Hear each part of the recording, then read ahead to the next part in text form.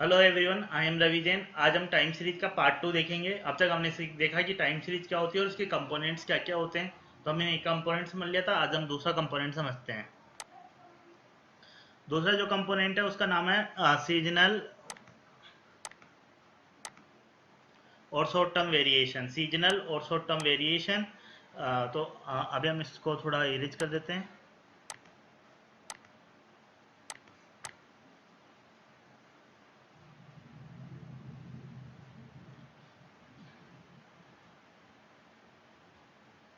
जैसा कि इसका नाम इंडिकेट कर रहा है, ये सीजन को इंडिकेट कर रहा है कि एक साल में जो बहुत सारी सीजन आते हैं उसके हिसाब से जो वेरिएशन होता है डाटा में टाइम के साथ, जो कि सीजन के अकॉर्डिंग होता है, उसको बोलते हैं सीजनल वेरिएशन। जैसे फॉर एग्जांपल, जैसे आप मान लो कि आइसक्रीम की सेल तो वो समर वेकेशन में, या गन्ने के जूस की सेल जो होती है समर वेकेशन में बढ़ जाती है, तो उसको बोलते हैं अपन सीजनल वेरिएशन। जैसे मान लो कि कोई भी फ्लू के केस विंटर के केस में बढ़ जाते हैं। हिल स्टेशन है तो जहाँ पर हिल स्टेशन पे जब गर्मी होती है तब लोग समर का, तब लोग ज़्यादा जाते हैं। तो वहाँ पर जो होटल्स की वगैरह बुकिंग होती है, जो उनका अगर अपन पैटर्न देखेंगे तो वो क्या होगा, वो जो क्या होगा कि वो ज़्यादा होगा। तो समर्स में ज़्यादा होगा और विंटर में कम होगा। तो जो सीजनल वेरिएशन है उसका मतलब है शॉर्ट टर्म वेरिएशन, या जो कि with in 1 year due to season. और ये क्या होगा कि ऐसा नहीं है, जो सेकुलर ट्रेंड था वो तो बढ़ रहा था कम हो रहा था, वैसी बात नहीं है यहाँ पर। ये क्या होगा, किसी सीजन में जैसे मान लो कि आइसक्रीम की सेल है तो समर सीजन में ज़्यादा होगी, और विंटर सीजन में क्या हो जाएगी, आइसक्रीम की सेल समर सीजन में ज़्यादा होगी और विंटर सीजन में कम हो जाएगी। विंटर सीजन में अपने पास क्या होगी, कम हो जाएगी, ऐसे हो जाएगी। ठीक है, तो ये पर इसमें आपको ध्यान रखना है कि विद इन 1 ईयर ये जो है, ये है ड्यू टू सीजन्स के कारण। ठीक है, क्लियर है कंसेप्ट। जैसे मान लो आइसक्रीम की सेल है, फ्लू केसेज है, विंटर है, हिल स्टेशन पे हैं। तो अब इसमें एक इम्पोर्टेंट चीज़ आपको ध्यान रखनी है कि जो डाटा है वो क्या होना चाहिए, जिसमें जो इंटरवल है वो क्या होना चाहिए, शुड बी लेस देन 1। कई बार क्या हो, ऑब्जेक्टिव में इन पे बेस्ड काफ़ी क्वेश्चन आ जाते हैं आपके, तो ये समझना आपको ज़रूरी है। तो ये पर सीजनल वेरिएशन का, जो सीजनल वेरिएशन है, ये आपको कंसेप्ट को, ये भी एक कंपोनेंट है आपके कोई भी टाइम सीरीज के डाटा का। हो सकता है कि उसमें सीजनल वेरिएशन का भी डाटा छुपा हुआ हो।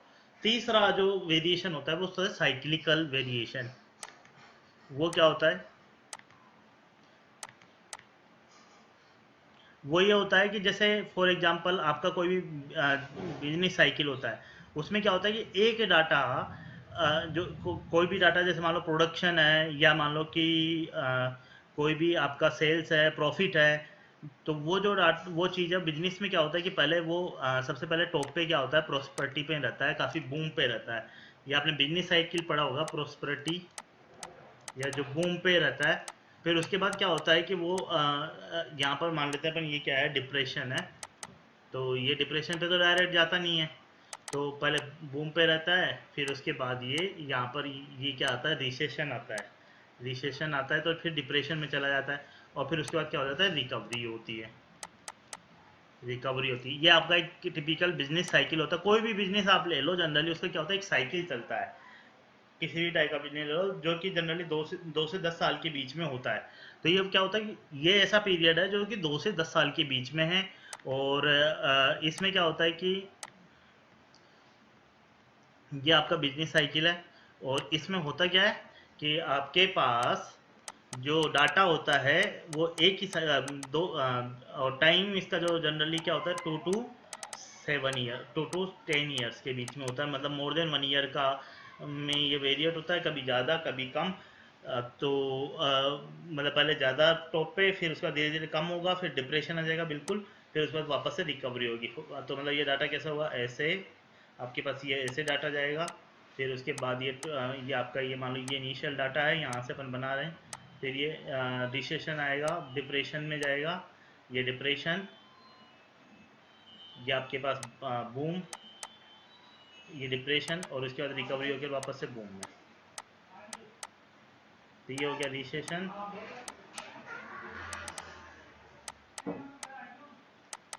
ये हो गया रिकवरी। तो ये जैसे फॉर एग्जांपल हम देखते हैं कोई भी एक एग्जांपल देखते हैं, मान लो कि फॉर एग्जांपल आपकी कोई भी सेल्स का डाटा है।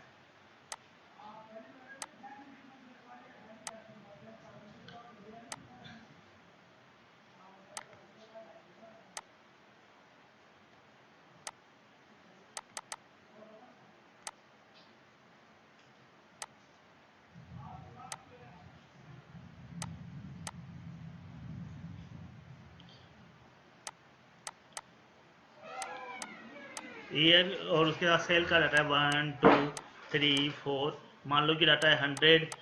फिर उसके बाद जो मान लो कि सेल ये बूम पे था पहले साल सबके जो जहाँ से अपन बात कर रहे हैं उस साल से, फिर उसके बाद ये मान लो कि 98 हुआ, फिर उसके बाद 97 हुआ, 95 हुआ, फिर फिफ्थ ईयर में जाके ये 95 से वापस से रिकवर करने लगा 96, सेवन्थ ईयर में ये हो गया 97, 98, इस तरीके से फिर 100, फिर वापस से 10th में जाके ये फिर इस तरीके से। तो ये जो साइकिल बनता है उसको क्या बोलते हैं, साइक्लिकल वेरिएशन बोलते हैं। जो टाइम में जो वेरिएशन साइकिल में होता है, एक साइकिल में होगा कंप्लीट साइकिल, जैसे आप ये देख रहे हैं कि एक साइकिल है, तो वो वेरिएशन क्या बोलते हैं अपन उसको साइक्लिकल वेरिएशन बोलते हैं। इसके बारे में एक इंपॉर्टेंट चीज़ है जो कि कई बार आपके ऑब्जेक्टिव में डायरेक्टली आ जाती है, और समझना है कि जो साइक्लिकल वेरिएशन काफ़ी इरेगुलर है।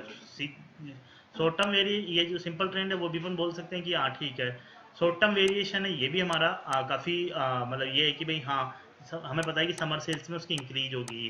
पर जो साइक्लिकल वेरिएशन है वो काफ़ी इरेगुलर है, वो रेगुलर पैटर्न फॉलो नहीं करते हैं, क्योंकि हो सकता है कि जो बिजनेस साइकिल है अलग अलग बिजनेस साइकिल का भी अलग अलग रहता है, और उनका एम्पलीट्यूड कब आएगा, जब ऐसा जरूरी नहीं है जब ये वापस से रिकवरी करे तो ये जरूरी नहीं है कि 100 पे ही जाके मतलब बूम आए, हो सकता है 98 97 पे जाए, फिर उसके बाद वापस से मतलब 97 96 मतलब वापस से ये कम हो, मतलब 97 पे जाके रुक जाए, कुछ भी हो सकता है। तो ये काफ़ी इरेगुलर नेचर में है साइक्लिकल वेरिएशन।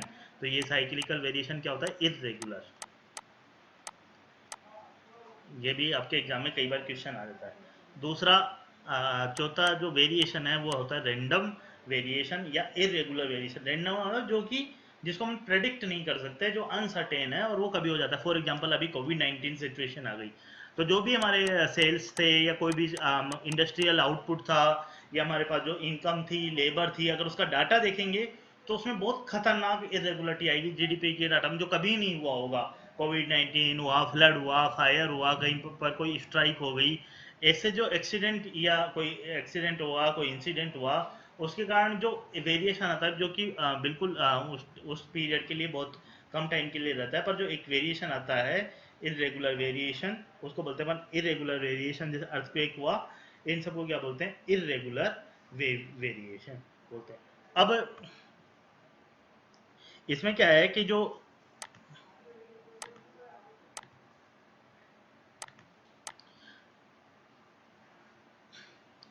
इसमें जो कंसेप्ट है वो क्या है कि कोई भी टाइम सीरीज के चारों कंपोनेंट हो सकते हैं। उसमें हो सकता है कि चारों कंपोनेंट ट्रेंड हो, जो कि एक चीज़ है, जो एक पार्ट है उसका वो टाइम के साथ इंक्रीज हो रहा है या डिक्रीज हो रहा है या कांस्टेंट रह रहा है। दूसरा सीजनल वेरिएशन जो कि सीजन्स के अकॉर्डिंग है। उसमें साइक्लिकल वेरिएशन भी हो सकता है जो कि 2 से 7 साल के बीच में या 2 to 10 years के बीच में या पर्टिकुलर टाइम पीरियड के बीच में एक वेरिएशन हो रहा है, हालांकि इरेगुलर है ये। चौथा जो है रैंडम वेरिएशन हो सकता है जो कि उसमें मौजूद हो। तो कोई भी टाइम सीरीज में ये चारों कंपोनेंट मौजूद हो सकते हैं। क्लियर है आपको ये कंसेप्ट?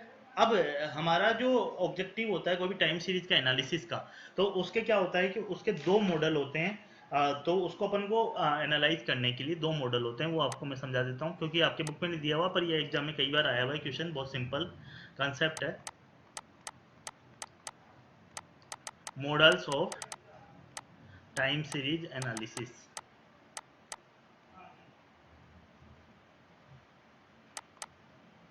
पहला मॉडल है एडिटिव मॉडल, एडिटिव मॉडल, और दूसरा है मल्टीप्लिकेशन मॉडल।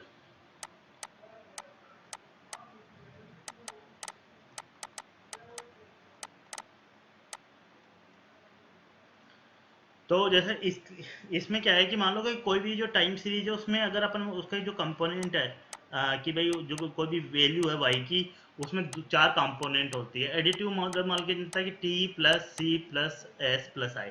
टी का मतलब ट्रेंड, सी का मतलब एस का मतलब सीजनल, सी का मतलब साइक्लिकल और आई का मतलब इरेगुलर वाला पार्ट। और मल्टीप्लिकेशन मॉडल में क्या मान के चलता है कि जो वाई है वो क्या है, वाई टी सी एस आई।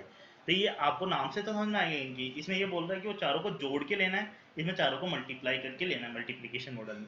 जो एडिटिव मॉडल है उसमें क्या होता है कि ये जंक्शन चलता है कि जो चारों कंपोनेंट है, सीजनल वेरिएशन हो, साइक्लिकल वेरिएशन हो, इरेगुलर वेरिएशन हो, सेकुलर वेरिएशन, ये एक दूसरे से क्या है, इंडिपेंडेंट है। T S C I are independent of each other. जब ये चारों कंपोनेंट एक दूसरे से इंडिपेंडेंट है कि मतलब ट्रेंड को अलग है, तो इन सबको जोड़ लो तो आंसर जो आएगा वो क्या, हमारे पर्टिकुलर उस पॉइंट उस टाइम पे जो हमारा टाइम है उसमें चार कंपोनेंट छुपे हुए हैं इस तरीके से, और ये एक दूसरे पे डिपेंडेंट है। T S C I are dependent dependent on each other, तो उसको क्या बोलते हैं, मल्टीप्लिकेशन मॉडल। तो उसको क्या बोलते हैं, मल्टीप्लिकेशन मॉडल। जब तो ऐसी इंडस्ट्री जहां पर क्या हो रहा है कि या ऐसी चीज, ऐसा प्रोडक्शन, ऐसी घटना, ऐसा इवेंट या ऐसा जिसका उस डाटा का स्टडी कर रहे हैं जो कि जिसमें कि टाइम, ट्रेंड वाला पार्ट, सीजनल वाला पार्ट, साइक्लिकल वाला पार्ट और रैंडम वाला पार्ट एक दूसरे से इंडिपेंडेंट है, तो अपन एडिटिव मॉडल यूज करते हैं। और जब इसमें ये होता है तो मल्टीप्लिकेशन मॉडल यूज।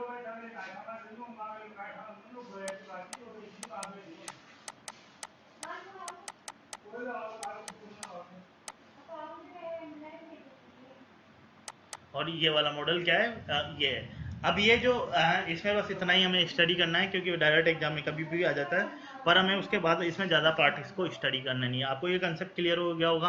अब इसमें क्या है कि हम एक क्वेश्चन ले लेते हैं पूरा जो पुराना आया हुआ है, सिंपल सा। A set of observation recorded at equal interval time. तो मैंने बताया था ना कि जनरली एक इक्वल इंटरनल टाइम पे होता है तो उसको डाटा नहीं बोलेंगे, एरे डाटा नहीं बोलेंगे, जियोमेट्रिक सीरीज नहीं बोलेंगे, टाइम सीरीज डाटा नहीं बोलेंगे, सॉरी टाइम सीरीज डाटा उसको बोलेंगे, क्या बोलेंगे, टाइम सीरीज का डाटा है।